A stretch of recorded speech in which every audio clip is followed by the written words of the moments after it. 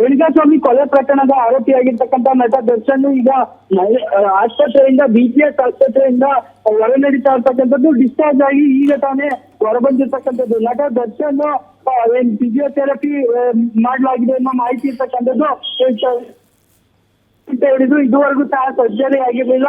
ಏನ್ regular bale ಆಯ್ತು. Regular bale ಆದ ನಂತರ ಸುಮಾರು 50 ದಿನಗಳ ನಂತರ ಆಸ್ಪತ್ರೆಯಿಂದ ಡಿಸ್ಚಾರ್ಜ್ ಆಗ್ತಾ ಇರ್ತಕ್ಕಂಥದ್ದು. ಸುಮಾರು 45 ದಿನಗಳ ಕಾಲ ಇಂಟ್ರಿಮ್ ಬೇಲ್ ಅನ್ನ ಸಿಕ್ಕಿತ್ತು. ಆ ನಂತರ BGS ಆಸ್ಪತ್ರೆಗೆ ದಾಖಲಾಗಿದ್ರು. BGS ಆಸ್ಪತ್ರೆಯಿಂದ ಒಂದು ನಂತರ ಇವತ್ತು ಡಿಸ್ಚಾರ್ಜ್ ಆಗಿ RR ನಗರದ ಮನೆ ಕಡೆ ತೆರಳ್ತಾ ಇರ್ತಕ್ಕಂಥದ್ದು. ಮುಖ್ಯವಾಗಿ ಏನಂದ್ರೆ ಏನ್ BGS ಆಸ್ಪತ್ರೆಯಲ್ಲಿ ದಾಖಲಾದ ನಂತರ 11ನೇ ತಾರೀಕು ಆಪರೇಷನ್ ಮಾಡ್ತೀವಿ ಅಂತ ಹೇಳಿದ್ರು.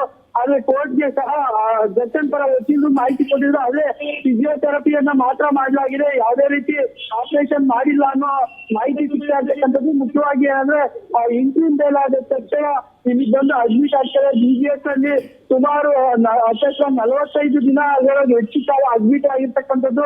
ಆ ಇಂಟ್ರಿಮ್ ಬೇಲ್ ತೆಗೆದುಕೊಂಡ ನಂತರ ಅಡ್ಮಿಟ್ ಆದ್ರೂ ಸಹ 90 ನಿಮಿಷಗಳ ಕಾಲ ಅವರಿಗೆ ಫಿಸಿಯೋಥೆರಪಿ ಮಾಡಲಾಗಿದೆ ಹೊರತು ಇದುವರೆಗೂ ಸಹ ಆಪರೇಷನ್ ಮಾಡಿಲ್ಲ. ಯಾವಾಗ ರೆಗ್ಯುಲರ್ ಬೇಲ್ ಆಗುತ್ತೆ, ರೆಗ್ಯುಲರ್ ಬೇಲ್ ಆದ ನಂತರ ಇವತ್ತು ಎಲ್ಲ ಕಾನೂನು ಪ್ರಕ್ರಿಯೆ ಏನಿದೆ, ಲೀಗಲ್ ಪ್ರೊಸೀಜರ್ ಅದನ್ನ ಮುಗಿಸಿದ ನಂತರ ಇವತ್ತು ಡಿಸ್ಚಾರ್ಜ್ ಆಗಿ ಮನೆಗೆ ತೆರಳ್ತಾ ಇರ್ತಕ್ಕಂಥದ್ದು. ಈಗ ಸದ್ಯ RR ನಗರದ ಮನೆ ಕಡೆ ದರ್ಶನ್ ಸುಮಾರು 4 ಕಾರ್ಗಳಲ್ಲಿ ಪತ್ನಿ ಸಹಿತ 4 ಕಾರ್ಗಳಲ್ಲಿ ಸಂಬಂಧಿಕರೆಲ್ಲ ಬಂದಿದ್ರು. ಅವ್ರ ಜೊತೆ ದರ್ಶನ್ ಅನ್ನ ಈಗ ಕರೆದೊಯ್ದು ಹೋಗ್ತಾ ಇರ್ತಕ್ಕಂಥದ್ದು. ಮುಖ್ಯವಾಗಿ ದರ್ಶನ್ಗೆ ಬೇಲ್ ಕೊಟ್ಟಿದ್ದು ಇಂಟ್ರಿಮ್ ಬೇಲ್, ಮೆಡಿಕಲ್ ಬೇಲ್ ಮೇಲೆ ಮೆಡಿಕಲ್ ಬೇಲ್ ಆದ್ರಿಂದ ಆ ನಂತರ ಅಡ್ಮಿಟ್ ಆಗಿದ್ರು. ಬಳ್ಳಾರಿಯಿಂದ ಬೆಂಗಳೂರಿನ ಮನೆಗೆ ಬರ್ತಾರೆ. ಅಲ್ಲಿಂದ ಬಂದು BGS ಆಸ್ಪತ್ರೆಗೆ ದಾಖಲಾಗ್ತಾರೆ. BGS ಆಸ್ಪತ್ರೆ ನ್ಯೂರೋ ಸರ್ಜನ್ ಆಗಿರ್ತಕ್ಕಂಥ ನವೀನ್ ಅಪ್ಪಾಜಿ ಗೌಡ ಅವರಿಗೆ ಟ್ರೀಟ್ಮೆಂಟ್ ಮಾಡ್ತಾ ಇದ್ರು. ಅಲ್ಲದೆ ಕೋರ್ಟ್ಗೆ ಕೂಡ ಮಾಹಿತಿ ಕೊಟ್ಟಿದ್ರು. ಅದಕ್ಕೆ ಆಗ್ತಾ ಇಲ್ಲ, ಅವರಿಗೆ BP-ಯಲ್ಲಿ ವೇರಿಯೇಷನ್ ಇದೆ ಅಂತ ಹೇಳಿದ್ರು. ಆ ನಂತರ 11ನೇ ತಾರೀಕು ನಾವು ಬಂದು ಪ್ರಶ್ನೆ ಮಾಡಿದಾಗ ಆಪರೇಷನ್ ಆಗಿದೆಯಾ ಇಲ್ವಾ ಅಂತ ಹೇಳಿ ಪ್ರಶ್ನೆ ಮಾಡ್ತಾರೆ. ನಂತರ 11ನೇ ತಾರೀಕು ಆಪರೇಷನ್ ಮಾಡ್ತೀವಿ ಅಂತ ಹೇಳ್ತಾರೆ. ಆಪರೇಷನ್ ಮಾಡಿದ್ರ ಬಗ್ಗೆ ಈ ಅಧಿಕೃತವಾಗಿ BGS ಆಸ್ಪತ್ರೆಯಿಂದ ಯಾವುದೇ ರೀತಿ ಮಾಹಿತಿ ಬಂದಿರಲಿಲ್ಲ. ಆದ್ರೆ ಈಗ ಮಾಹಿತಿ ಸಿಗ್ತಾ ಇರ್ತಕ್ಕಂಥದ್ದು ಕೇವಲ ಫಿಸಿಯೋಥೆರಪಿಯನ್ನ ಮಾಡಲಾಗಿದೆ ಹೊರತು ಆಪರೇಷನ್ ಇದುವರೆಗೂ ಸಹ ಮಾಡಿಲ್ಲ. ಆರಾಮಾಗಿ ನಡೆದುಕೊಂಡೇ ಸಹ ಹೊರಗಡೆ ಬಂದಂತ ದರ್ಶನ್ ಈಗ ಕಾರನ್ನ ಹಚ್ಚಿ ಮನೆ ಕಡೆ ತೆರಳುತ್ತಾ ಇರ್ತಕ್ಕಂಥದ್ದು.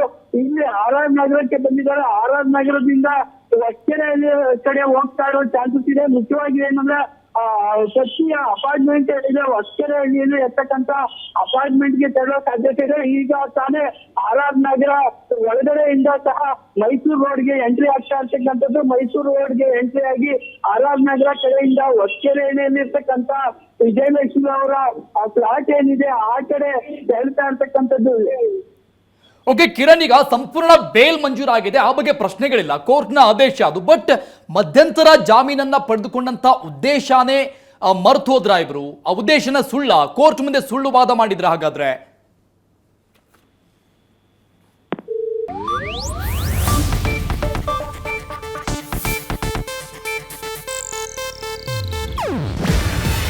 ಇದು ಏಷ್ಯಾನೆಟ್ ನ್ಯೂಸ್ ನೆಟ್ವರ್ಕ್ ಪ್ರಸ್ತುತಿ. ನೀವು ನೋಡ್ತಿದ್ದೀರಾ ಏಷ್ಯಾನೆಟ್ ಸುವರ್ಣ ನ್ಯೂಸ್.